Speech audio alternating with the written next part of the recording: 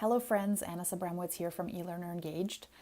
So I had another little idea I wanted to share with you. Today's a new day, so why not, right?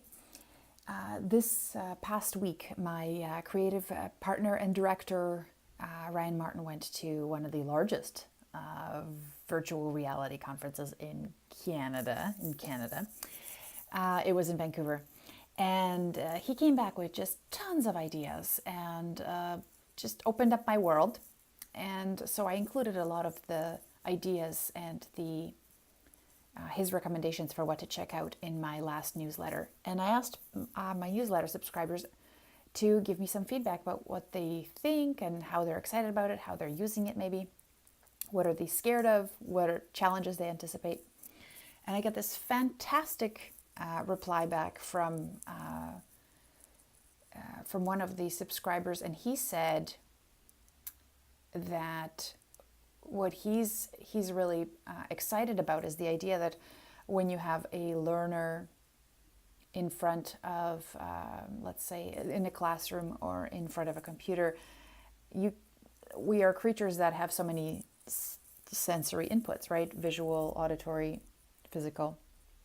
And so you can't really control many of those things in the traditional environment. However, in virtual reality, you can now have some control over the auditory and the visual in a way that you didn't before. And he said he's really excited about basically the immersiveness of that experience. And I really liked that perspective.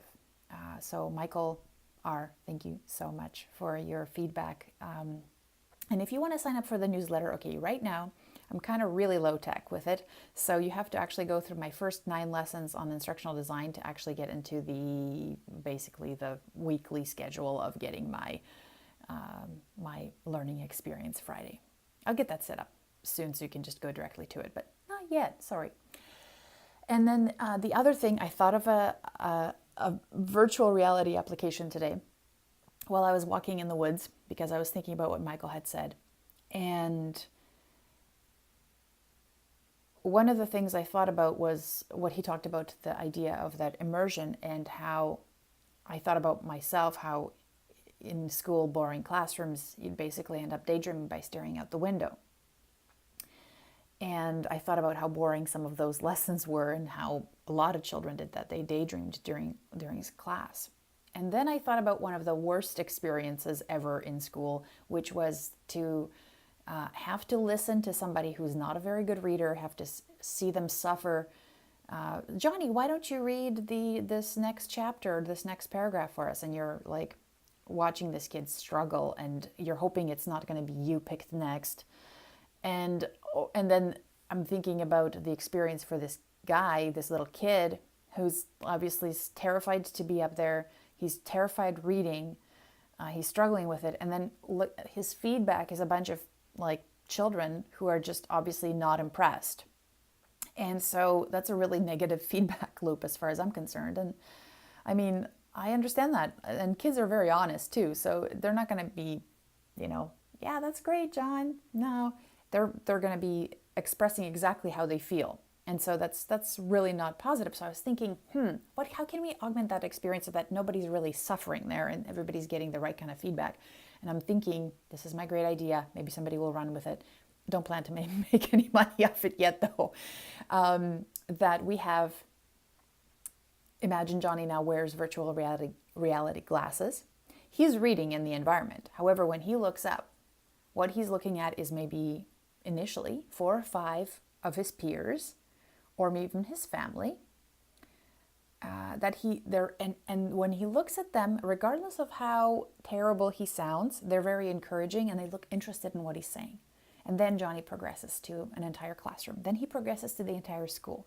Then he progresses to to a stadium full of people, like, comedians or something, where they go up and we'd record the 360 view of somebody who's on stage and talking to people and really getting confident that way. Because when you think about it, I used to doubt Toastmasters, and I was a part of Toastmasters for quite a long time. But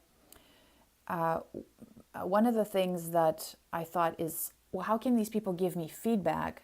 They're really not experts themselves. But Toastmasters isn't about getting expert feedback. That's a part of it, but that's not the big part of it. The big part of it is overcoming your fear of public speaking, because they make you go up and up and up and up until you just get comfortable speaking in front of people. And that's really what Toastmasters is about. The refinement of your speaking, of your voice, of all those other things, your topics, that's not as important, because it doesn't matter how beautifully crafted your speech is. If you are terrified to say it and it shows, people will see it. People will feel uncomfortable, and they'll forget to listen to you. They'll just continue watching. Or if you have a terrible habit like I do of saying if you do that or have a crutch word, it doesn't matter what you're saying. If people pick up on the crutch words, all they'll hear is the crutch words when they're listening. So imagine this app helping you overcome that fear. And I feel like if it was immersive enough, and a lot of these environments are, and it would be responsive to your performance, the way, let's say, if you've ever played any kind of games like Xbox Connect, where what they do is there's a Dance Central, and Dance Central tracks your movement as you're trying to execute the moves that they're showing you on screen. And depending on your movement and how well you've performed, the feedback is either encouraging, like, go for it, try again, friend, you're a terrible dancer. It's not, they don't say you're a terrible dancer. They're always like, you can try again, you'll get better. All right, let's do this really, like, they'll actually slow it down for you. So it's very responsive feedback. So imagine, I'm sure we could do that with some voice recognition and just even tracking your eye movement where you're looking, and if you make eye contact with the people in your virtual room. So that was my idea for today. Maybe I'll come up with some more and share them later in the week. And in the meantime, I hope to see you next time. Take care, friend.